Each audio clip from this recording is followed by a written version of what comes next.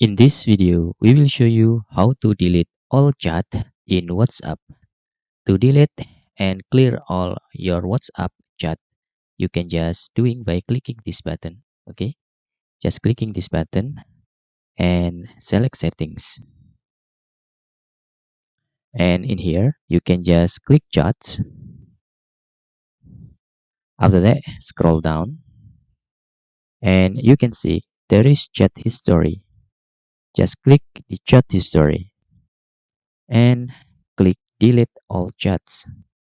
Just click this and click delete chats.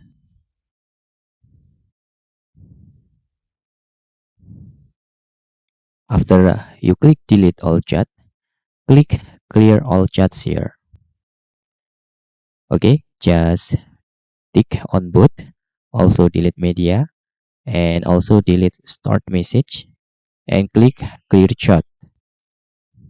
Now you can back into your WhatsApp account to see your chat is empty or not. Now you can see here your chat is empty. This is not chat, this is a group, so we can just delete the group if we don't need the group again.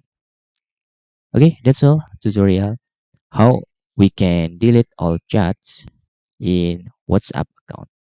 Thanks for watching.